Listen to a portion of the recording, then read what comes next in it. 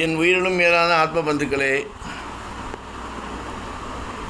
பொறுப்பு பொறுமை, பேசு பேசாது, இது ரெண்டுமே ரொம்ப முக்கியமானது ஒவ்வொருடைய வாழ்க்கையிலும்.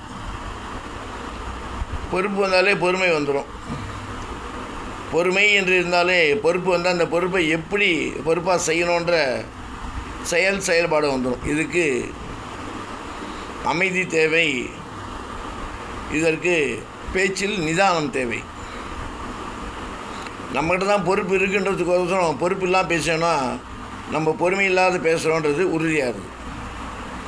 அப்போ வார்த்தை என்ன வருது, என்ன பேசுகிறோம், எதிராளி மனசை கஷ்டப்படுத்தலாமா, கஷ்டப்படுத்தி அந்த பொறுப்பு தேவையா,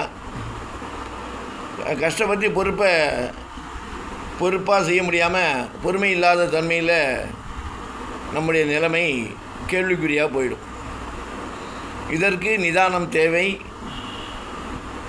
பொறுமை தேவை, கட்டுப்பாடு தேவை. கட்டுப்பாட்டுடன் இருக்க வேண்டும், இருந்து வாழ வேண்டும். பொறுப்போடும் பொறுமையோடும் இருந்தால் தான் நிதானம் வரும். பேசுகிற பேச்சில் தெளிவு இருக்கும். எதிராளிக்கு தெளிவை கொடுக்கணும், தெம்பை கொடுக்கணும். சொல்லக்கூடிய வார்த்தை, சொல்லக்கூடிய அனைத்து நல் வார்த்தைகளும் அவள் மனசில் பதிஞ்சு அவள் வாழ்க்கையில் அது மாதிரி இல்லாமல் இருக்கிறதுக்கு நம்ம ஒரு வழிகாட்டியாக இருக்கிறதுக்கு பரம்பொருள் பேச வைக்கிறான். அனைத்தும் அவனே, அனைத்திலும் அவனே, அனைத்துமாக அவனும் இருக்கிறான் என்ற உணர்வு வேண்டும். பொறுப்போட பொறுமையோட அடக்கத்தோட கட்டுப்பாடோட பேச்சில் நிதானத்தோடு இருந்தாலே வாழ்க்கை நம்ம செம்மையாக இருக்கும். முதல்ல வேண்டியது பொறுப்பு, அதுக்கு பொறுமை. பொறுமைக்கும் பொறுப்புக்கும் ரெண்டுத்துமே இன்டர்லிங்க் உண்டு. அப்போது எண்ணங்கள் சிதறாமல், புத்தியில் தடுமாறாமல், வார்த்தைகளில் ஒரு ஆக்ரோஷமான எதிராளி மனசை புண்படுத்தாமல் பேச கற்றுக்கொண்டு பேசணும். அதுதான் பெரியவா சொல்லுவா, மடித்த கொட்டினாலும் வாரிடலாம், வாயத்தை கொட்டினா வாயில் கொட்டினா வர முடியாது. பேசிட்டோன்னா அது அந்த எச்சை அழுவ முடியும். பேசி தான் அப்புறம் 1000 மன்னிப்புகள், 1000 சாரி சொல்லு. அதுக்கு நிதானம் தேவை, அதுக்கு பொறுமை தேவை.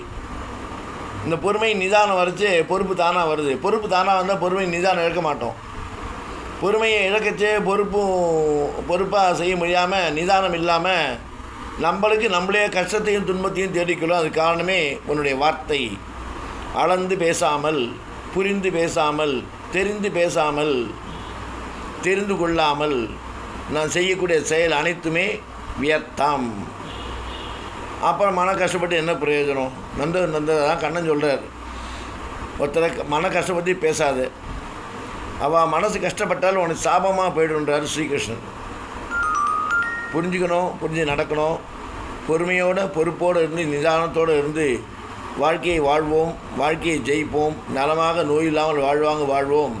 எல்லாமல் அலமேல் மங்கா சமேத ஸ்ரீ சீனிவாச மலையப்ப சுவாமியை பிரார்த்தித்து ஆசீர்வாதம். ராமானுஜன் திவ்ய திருவடிகளே சரணம்.